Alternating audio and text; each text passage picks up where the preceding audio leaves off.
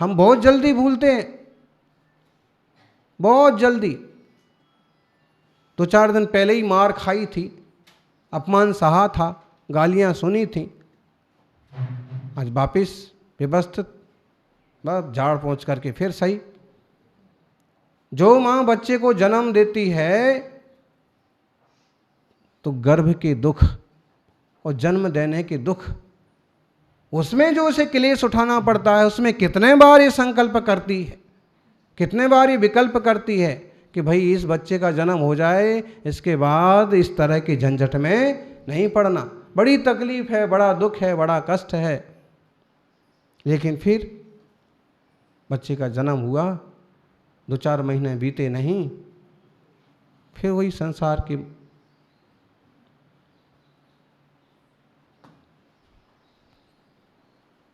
वैसे ही तो चलता है।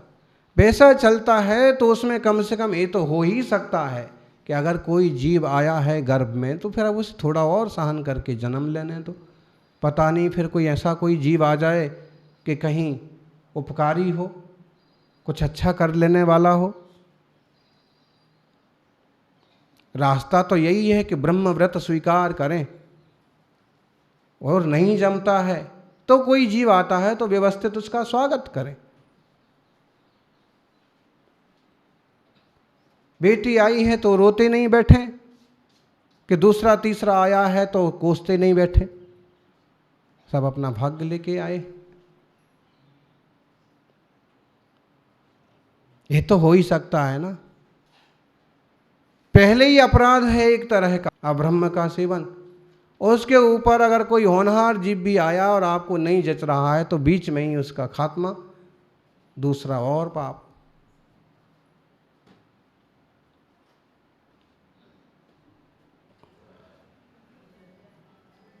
बातें थोड़ी सी ऐसी हैं, आचार्य श्री के मुख से अच्छी नहीं लगती है, लेकिन ये बात समाज को समझने जैसी है।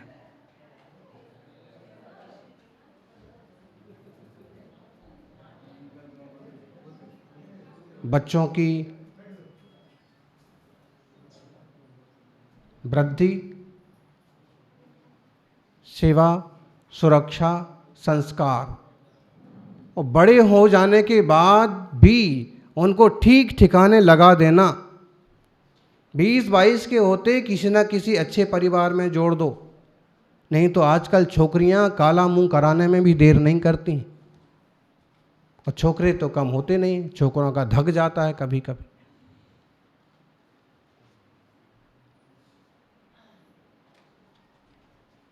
माँ बाप का, परिवार का रोना हो जाता है, और ऐसा जुनून सवार होता है वासना का, दोस्त का, कि माँ बाप के लिए भी जेल में पटकवा देते हैं छोरियां।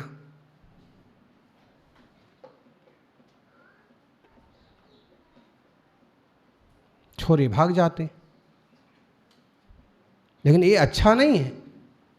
एक छोटे से समाज के लिए तो सचमुच में बहुत खतरनाक बात है। एक एक परिवार ऐसे टूटते गए तो गिनती के तो लोग हैं, और ये भी धीरे धीरे टूट गए तो बचा क्या। जैसे ये सोचा जाता है ना कि कभी गाय लुप्त ना हो जाए, वैसे कई लोगों की ये चिंता है कि जैन समाज कहीं लुप्त ना हो जाए।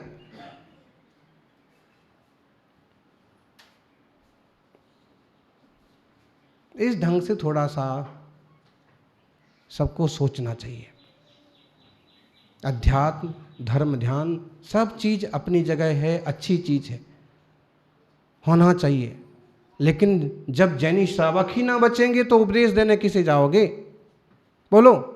ऐसे तीर्थ और ऐसे मंदिर हैं कि एक पूजा करने वाला आदमी मुश्किल है।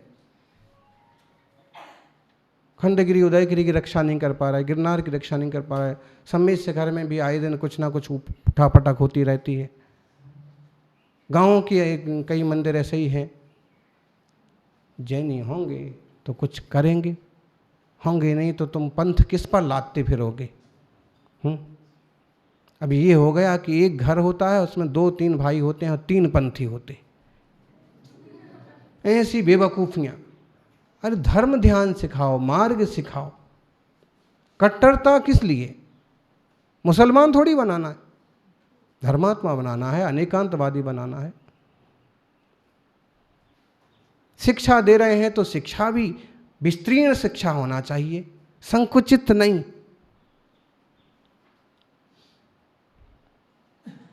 ओम। बहुत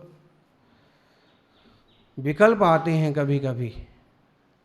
कभी 5 करोड़ आबादी थी, कभी 3 करोड़ आबादी थी,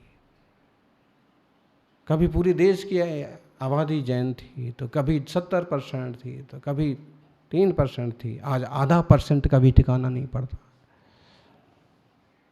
जिन शासन, जिन धर्म, धर्मात्मा, सधर्मी, इन सबों की आपसी समझ और आपसी सेवा जरूरी है। जिनने जिन धर्म को नहीं जाना, सच में वो अंधे हैं।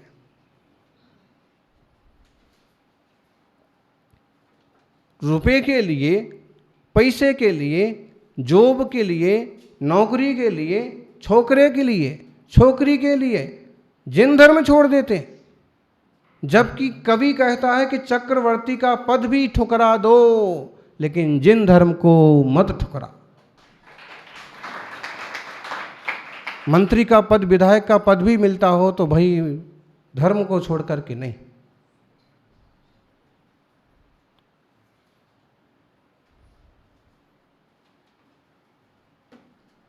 अहमदाबाद में एक नेताजी मिले थे,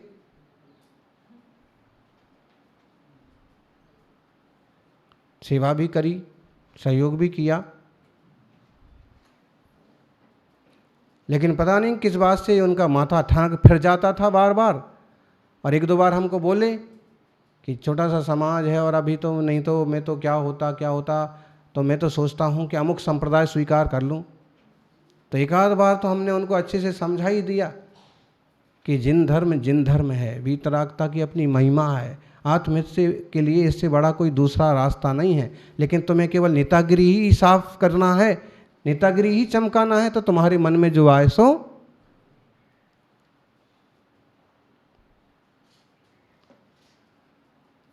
ठीक है, समाज सेवा करना, राजनीति में जाना कोई बहुत बुरी बात नहीं है, लेकिन धर्म और आचरण को छोड़ करके नहीं।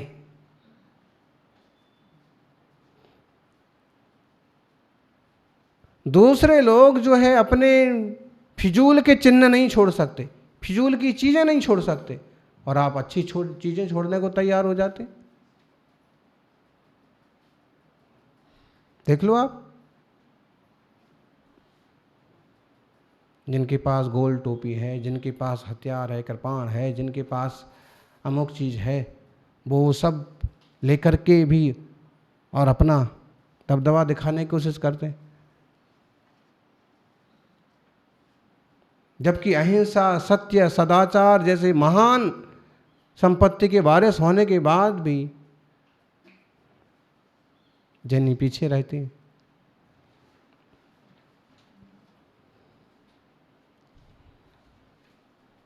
आशय हमारा यही है कि वीतराग जिन शासन की महिमा हो, वृद्धि हो, प्रसिद्धि हो। ये बात सही है कि हमें आत्महित करना है और हमें संसार से पूरी तरह से उदासीन होकर के केवल आत्मस्वरूप में खो जाना है। लेकिन कभी व्यवहार धरातल पर सोचते हैं तो ज्ञानी को तो थोड़ा बहुत विकल्प इस संबंध में आ ही जाता है। और उसमें जब पंथवाद के कीड़े और समाज को खोखला करते हैं तो और विकल्प होता है कि जिनसे अपन आशा रखते हैं कि लोग कुछ अच्छा करेंगे, वे ही नया पुछल्ला छोड़ के जाते।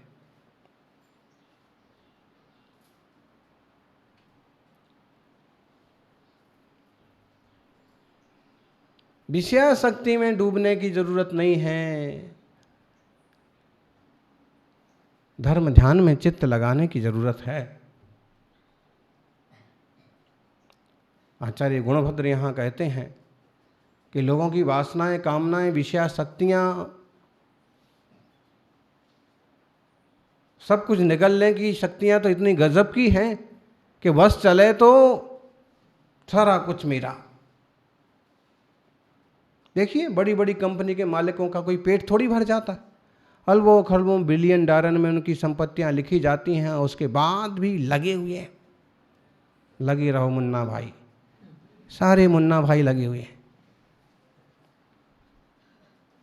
क्या कर लेंगे हैं? उनके बाप मर गए, उनके दादा मर गए, साथ में लेके क्या गए? कम से कम इससे इतना तो सीख लें कि अगर कुछ है तो उसका सदुपयोग करें, जहाँ ज़रूरत है वहाँ लगाएं।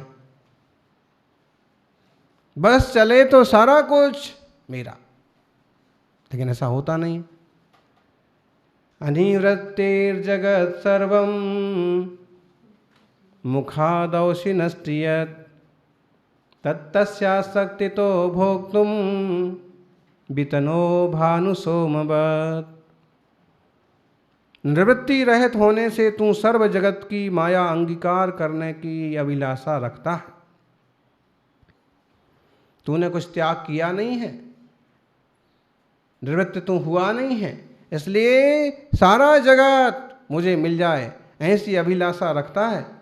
और इसलिए भावों से तो तूने कुछ भी नहीं छोड़ा। बोलो, अगर आपको प्रधानमंत्री बना दिया जाए तो आप तैयार हो? कौन कौन तैयार है? अब भी हाल 10 करोड़ रुपए दिए जाएं, कौन कौन तैयार है? आप कहोगे हाथ उठाने से क्या फायदा, कोई मिलने वाला थोड़ी है। लेकिन हर एक व्यक्ति इस टाइप के लिए तैयार है। इसीलिए कह रहे भावों से तो तूने कुछ छोड़ा ही नहीं है, तेरा बस चले तो सब चीजें ले ले। जिस प्रकार राहु का बस चले, केतु का बस चले तो वो सूरज चांद को भी निगल जाएं, ऐसी मान्यता है ना लोक में। भक्तामर में भी मानतुंग स्वामी ने इस उपमा को लिया है कि सूरज नहीं निगल सकता, हे भगवान आप ऐसे सूरज हैं। राहु नहीं निगल सकता, केतु नहीं निगल सकता, चूंकि ये दोनों छाया विमान हैं। फिर भी लोग प्रसिद्धि के हिसाब से कह रहे हैं कि राहु केतु का बस चले तो वो सूरज चांद को भी निगल जाएं, लेकिन उनका बस ही नहीं चलता, इसलिए वो बचे हुए हैं। ऐसे ही तेरा बस नहीं चलता, इसलिए सारी दुनिया ऐसी की ऐसी है, और नहीं तो क्योंकि वो यूं बांटते ही रहते थे, और जिन्हें कुछ उन्होंने दिया उनको ही उन्होंने ब्राह्मण नाम रख दिया था, देशव्रती। फिर भी समझने के लिए उदाहरण लें कि एक भिखारी पहुंचा और कहा हमें भी कुछ दो, तो उन्होंने कहा कि बोलो क्या चाहिए, आप जो दे दो। नहीं नहीं तुम बोलो, तो मेरा पात्र भर दो, मेरा पात्र भर दो। चक्रवर्ती ने कहा बस इतना? हाँ इतना बस, ठीक, इतना मेरा पात्र भर दो। उन्होंने इशारा किया कोषाध्यक्ष को, पात्र भर दो। सोने की मोहरें लाई, उसका पात्र देख करके कि इतना पात्र है, तो कटोरा भर के, थैली भर के मोहरें लाए और वो डाल दी। पात्र भरा ही नहीं। आश्चर्य हुआ, और एक थैली डाल दी, और एक थैली डाल दी, पात्र भरा ही नहीं। सब सभासद देख रहे हैं ये सब क्या हो रहा है, ये क्या माया चल रही है।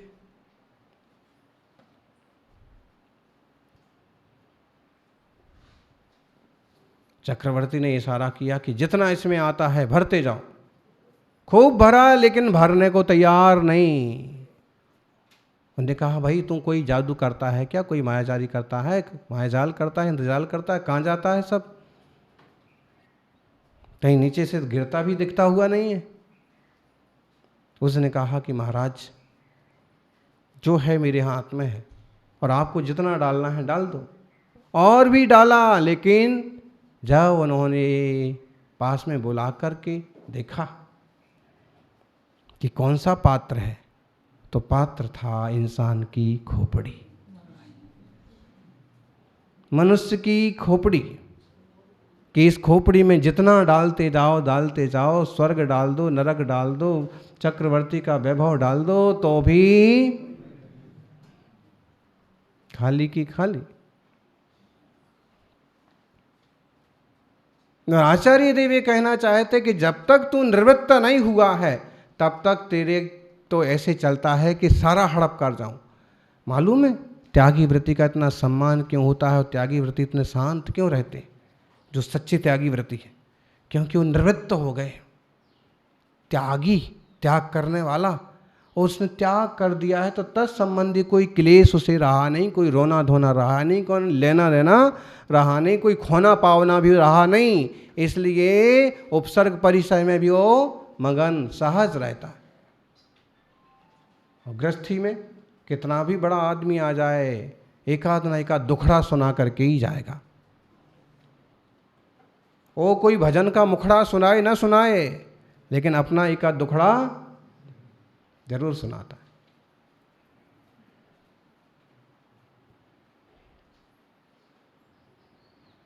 क्यों?